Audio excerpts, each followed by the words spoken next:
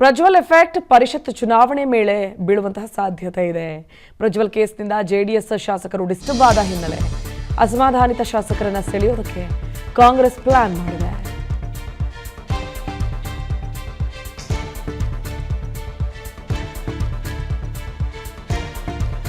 ಅಸಮಾಧಾನಿತ ಶಾಸಕರನ್ನ ಸೆಳೆಯೋದಕ್ಕೆ ಕಾಂಗ್ರೆಸ್ ಪ್ಲಾನ್ ಮಾಡಿದೆ. ಪ್ರಜ್ವಲ್ ಪ್ರಕರಣಕ್ಕೆ ಸಂಬಂಧಪಟ್ಟ ಹಾಗೆ ಜೆಡಿಎಸ್ನ ಶಾಸಕರು ಡಿಸ್ಟರ್ಬ್ ಆಗಿದ್ದಾರೆ. ಜೂನ್ 13ಕ್ಕೆ ವಿಧಾನ ಪರಿಷತ್ ಚುನಾವಣೆ ಇದೆ. ಸೊ ಹೀಗಾಗಿನೇ ಈ ಎಲ್ಲ ಬೆಳವಣಿಗೆಗಳಾಗ್ತಾ ಇದೆ. ಈ ಸನ್ನಿವೇಶವನ್ನು ಬಳಸಿಕೊಂಡು ಕಾಂಗ್ರೆಸ್ ಆಪರೇಷನ್ ಮಾಡುತ್ತಾ ಚುನಾವಣೆಯಲ್ಲಿ ಅಧಿಕೃತ ಅಭ್ಯರ್ಥಿಗೆ ಕೈ ಕೊಡ್ತಾರ ಶಾಸಕರು. ಹಾಗಿದ್ರೆ 13ಕ್ಕೂ ಹೆಚ್ಚು ಶಾಸಕರನ್ನ ಆಪರೇಷನ್ ಮಾಡೋದಕ್ಕೆ ಕಾಂಗ್ರೆಸ್ ರೆಡಿ ಆಗಿದೆಯಾ? ಹಾಗಿದ್ರೆ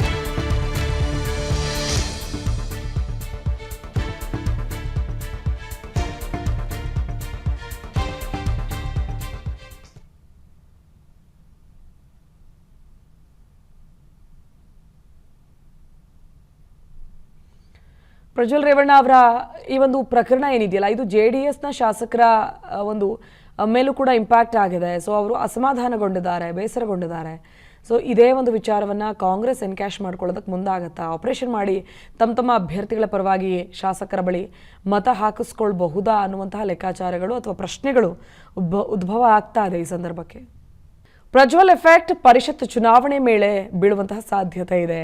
ಪ್ರಜ್ವಲ್ ಕೇಸ್ನಿಂದ ಜೆಡಿಎಸ್ ಶಾಸಕರು ಡಿಸ್ಟರ್ಬ್ ಆದ ಹಿನ್ನೆಲೆ ಅಸಮಾಧಾನಿತ ಶಾಸಕರನ್ನ ಸೆಳೆಯೋದಕ್ಕೆ ಕಾಂಗ್ರೆಸ್ ಪ್ಲಾನ್ ಮಾಡಿದೆ.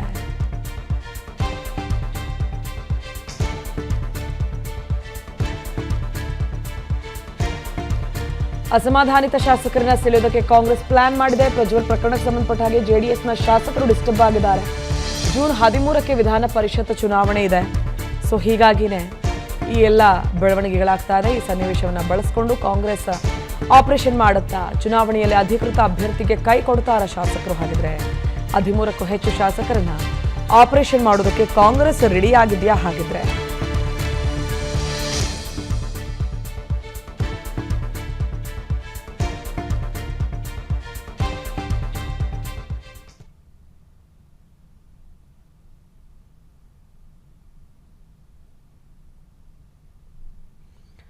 ಪ್ರಜ್ವಲ್ ರೇವಣ್ಣ ಅವರ ಈ ಒಂದು ಪ್ರಕರಣ ಏನಿದೆಯಲ್ಲ, ಇದು ಜೆಡಿಎಸ್ನ ಶಾಸಕರ ಒಂದು ಮೇಲೂ ಕೂಡ ಇಂಪ್ಯಾಕ್ಟ್ ಆಗಿದೆ. ಸೊ ಅವರು ಅಸಮಾಧಾನಗೊಂಡಿದ್ದಾರೆ, ಬೇಸರಗೊಂಡಿದ್ದಾರೆ. ಸೊ ಇದೇ ಒಂದು ವಿಚಾರವನ್ನು ಕಾಂಗ್ರೆಸ್ ಎನ್ಕ್ಯಾಶ್ ಮಾಡ್ಕೊಳ್ಳೋದಕ್ಕೆ ಮುಂದಾಗತ್ತಾ? ಆಪರೇಷನ್ ಮಾಡಿ ತಮ್ಮ ಅಭ್ಯರ್ಥಿಗಳ ಪರವಾಗಿ ಶಾಸಕರ ಬಳಿ ಮತ ಹಾಕಿಸ್ಕೊಳ್ಬಹುದಾ ಅನ್ನುವಂತಹ ಲೆಕ್ಕಾಚಾರಗಳು ಅಥವಾ ಪ್ರಶ್ನೆಗಳು ಉದ್ಭವ ಆಗ್ತಾ ಇದೆ ಈ ಸಂದರ್ಭಕ್ಕೆ. ಪ್ರಜ್ವಲ್ ಎಫೆಕ್ಟ್ ಪರಿಷತ್ ಚುನಾವಣೆ ಮೇಲೆ ಬೀಳುವಂತಹ ಸಾಧ್ಯತೆ ಇದೆ. ಪ್ರಜ್ವಲ್ ಕೇಸ್ನಿಂದ ಜೆಡಿಎಸ್ ಶಾಸಕರು ಡಿಸ್ಟರ್ಬ್ ಆದ ಹಿನ್ನೆಲೆ ಅಸಮಾಧಾನಿತ ಶಾಸಕರನ್ನ ಸೆಳೆಯೋದಕ್ಕೆ ಕಾಂಗ್ರೆಸ್ ಪ್ಲಾನ್ ಮಾಡಿದೆ.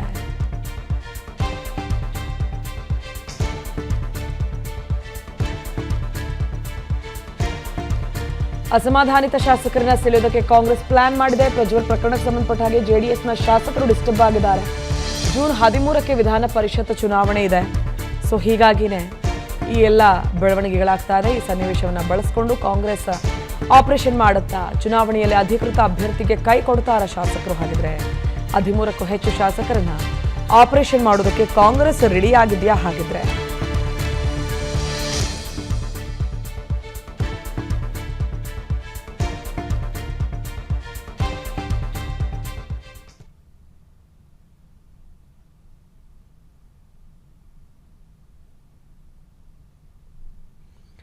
ಪ್ರಜ್ವಲ್ ರೇವಣ್ಣ ಅವರ ಈ ಒಂದು ಪ್ರಕರಣ ಏನಿದೆಯಲ್ಲ, ಇದು ಜೆಡಿಎಸ್ನ ಶಾಸಕರ ಒಂದು ಮೇಲೂ ಕೂಡ ಇಂಪ್ಯಾಕ್ಟ್ ಆಗಿದೆ. ಸೊ ಅವರು ಅಸಮಾಧಾನಗೊಂಡಿದ್ದಾರೆ, ಬೇಸರಗೊಂಡಿದ್ದಾರೆ.